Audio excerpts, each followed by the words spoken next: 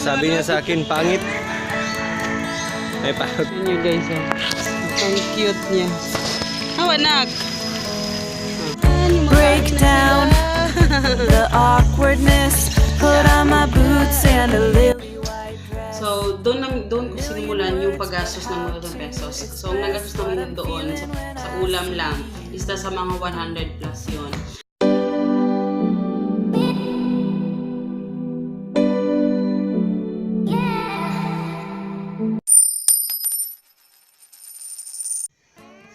Hello guys, it's Christina. Welcome to our family budget. So today, mag-sit down ako at papakita ko sa inyo, pag-uusapan natin, ipapakita ko sa inyo at pag-uusapan natin kung paano namin ginawa yung aming medyo quick trip lang naman yun. Nag-quick trip kami at yung binudget namin is only 1,000 pesos. So, ang dami namin ginawa doon sa aming pinuntahan.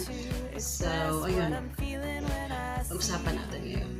Vlog ko. So, kaya i-explain ko ng mabuti kasi hindi ko masyadong na-explain dun sa vlog. And, actually, when we decided na mag-quick trip kami, yung zoo na, una, pinuntahan namin is yung zoo. And, etong zoo na to is, eto yung palaging, nakapunta na kami dito. And, as you all know ha, nandito tayo sa bagong background natin. Meron tayong sofa. So, abangan nyo sa next vlog yung ating vlog about the sofa, okay? And, ayun nga, etong zoo na to, pinuntahan namin to dati. So, I think mga 2 years old si Hagrid noon nung pumunta kami sa zoo na to. And, hindi na niya nakalimutan, hindi ko alam, may mga konting detalye daw na hindi nakakalimutan ni Hagrid. Like yung dati, yung kamay niya, sinawsaw niya doon sa may mga isda na koi, na yung kamay niya is inanon ng isda. So natakot siya doon, at hindi niya nakalimutan yon. And then, uy! Laki ng mga koi, oh. Abi lang ganito. Ano sa ganito kamote? Ano ata ba?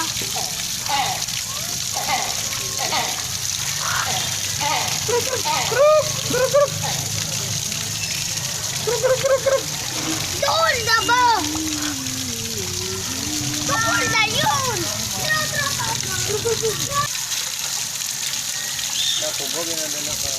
No! Yo! Pawiri ka na siya. I-touch! Hindi mo naman maakbod. Pakwala siya lang gawin pa dito. Lagi drop, lagi na. Ha?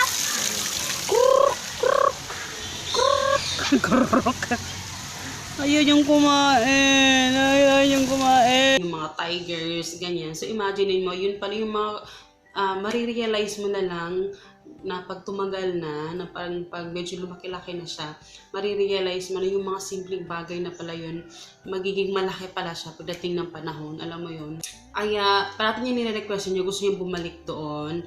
So, ayun, nag-set kami ng budget. Hindi naman ganun kalayo. Videos namin dati, sinasabi ko lagi na every year nagbabakasyon kami. But since ngayon na nag-aaral na talaga si Hagrid, so medyo nahihirapan kami sa schedule.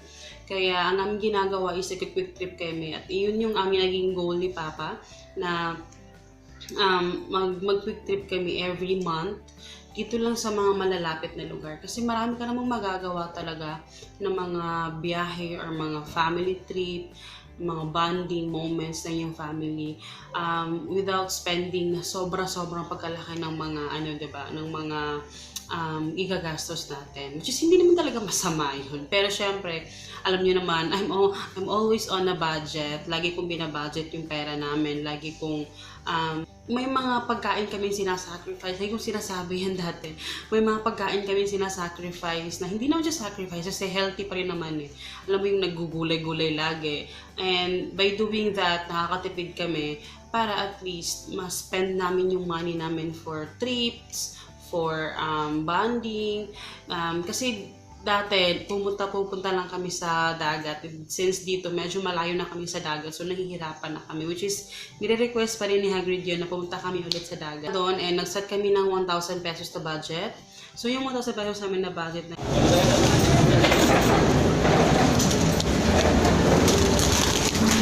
pilaging man, no? Kuan, ang lumpia, at 10. 110. Ayun.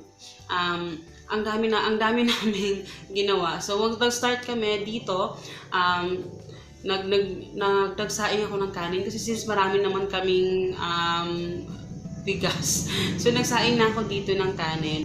Which is malaki yung kasi sa labas, medyo mahal yung rice. Medyo mahal talaga yung rice, guys. So, bumili ako nagluto ako ng kanin dito. Nagsaing na ako. So, dinala ko doon. Pero at least, hindi mo na magagalaw yung 1,000 pesos namin kasi may rice na kami. So, bumili na lang kami ng aming ulam. And, yung ulam naman namin, medyo mura lang yon. So, doon ko sinimulan yung paggastos ng 1,000 pesos. So, ang nagastos namin doon sa ulam lang is sa mga 100 plus yon. And, bumili na rin kami ng snacks sa mall. So, yung mga snacks namin, mga mga Nova, ganyan, mga chips, ganyan. And, nagdala na rin kami ng sarili naming water. So, nung nagbiyahe na kami, so, 3 kami, nagpamasahe kami. So, ginasakyan namin is yung van. Okay. Bye! So, nung nag-van kami, nasa mga, nasa 100, 300 ang nabayaran namin. Kasi si Hagrid walang exemption, walang student privilege. So, straight yan, 100. So, 300 yung ginastos namin. So, straight na yon doon sa pupuntahan namin na zoo. So, pagdating namin sa zoo, yung ginastos namin is nasa 250 kasi titig 100 kami ni Papa and then 50 pesos for Hagrid. So dati, nung pumunta kami doon, meron talaga silang tour guide which is magbabayad ka. But then, second time na namin yun, so hindi na kami nag-tour guide kasi alam na namin pasikat-sikot doon. And, well, maraming nabago doon sa zoo pero alam na namin kung saan kami pupunta and just nakasave din kami doon. So hindi kami, kasi dati nagbayad kami ng magtutour sa amin. So, alam mo yung simpleng bagay na pinuntahan namin, bagay na ginagawa namin, which is malaki siyang impact para kay Hagrid and para na rin sa amin kasi province kasi yung pinuntahan namin. Yeah, we're probinsya kami, pero yung pinuntahan namin, province siya dito sa city namin. So, medyo konti lang yung tao, mas fresh yung hangin, and alam mo yun, tahimik. So, maganda rin sa amin yun na palaging busy dito sa city, diba? So, ayun, ang daming naganap. Sobrang happy lang yung nung nangyari. And I'm so happy na si Hagrid talagang siya. And, yun, bumili na kami ng soft drinks. Bumili kami ng Coke, guys, kasi wala pala kami maiinom na nabili. Ang mahal ng Coke, 40 pesos. Mura.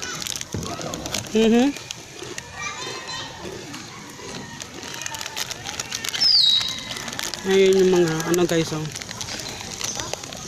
Mamaya Papa Hagrid. medyo uhaw na talaga kami. Tagahanap kami ng na tubig.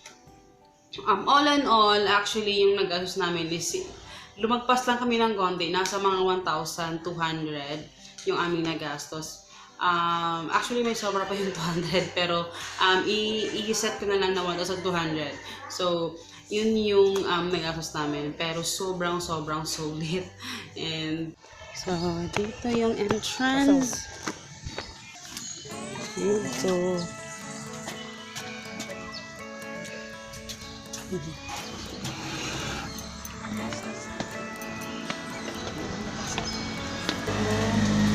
Wait, wash your hands first. Go pa hands. You have to wash your hands for disinfecting. Okay.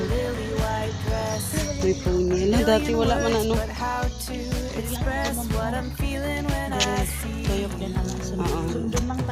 lagi. Donkey. Pwede daw siya i-touch na. So, dali ka. Huwag ka picturean ka ni Mama. Na, paabay mo pa. Mexican dog ka sana.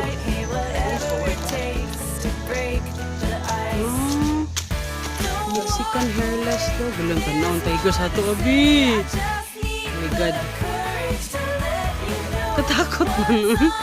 Maramag. Hindi na ako madawalan tiger sa ako. Ano, grabe sila pa.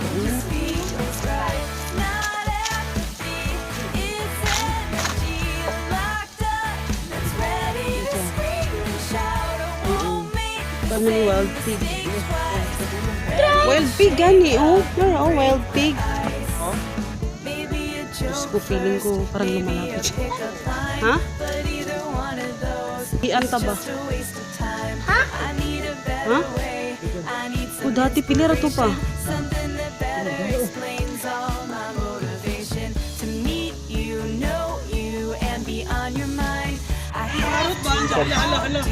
Sabi niya sa akin, pangit. May parot dito. Ano, makain na sila. Kain, kain.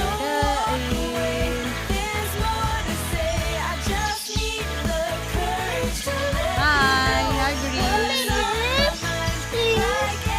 Kasi dati pag nakapayungan yan, talagang patong yung mga ibig sa inyo.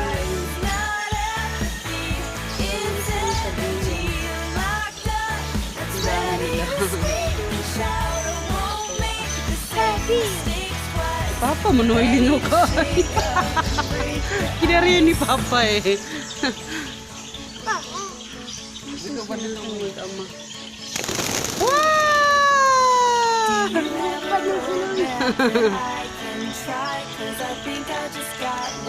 No more. No more. Ano tatas ako?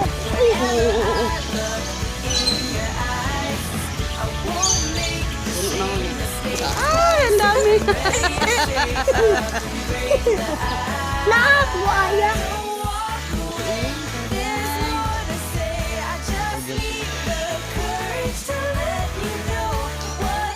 Uy!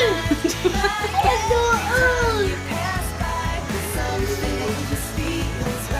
What's your name? Winder. Winder.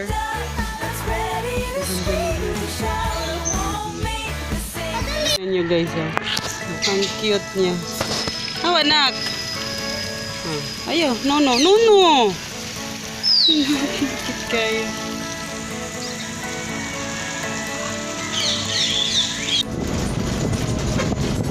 Break down the awkwardness.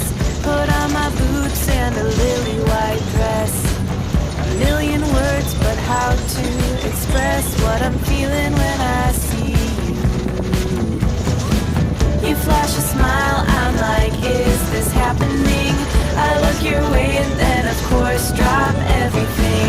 You walk over and ask if I'm alright. Hey, whatever it takes to break the ice. Ayun na kami guys. Don't walk away, there's more to say. I just need the courage to let Marami pa kaming mga quick trips na gagawin and sana ay abangan ninyo and yung mga budget trip pa rin na ginagawa namin.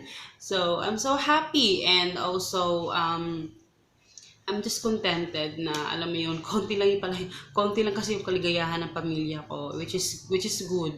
Yun yung gusto ko ma-achieve sa family ko, na simple lang yung kaligayahan kasi marirealize mo na rin at the end of the day na yung mga maliliit na bagay magiging malaki siya pagdating ng panahon at babalik-balikan mo yun, diba?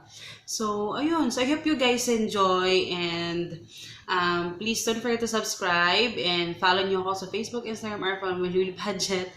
And see you in my next video, guys. Paalam! And please, abangan nyo yung ating sofa na sa susunod na vlog, okay? Bye!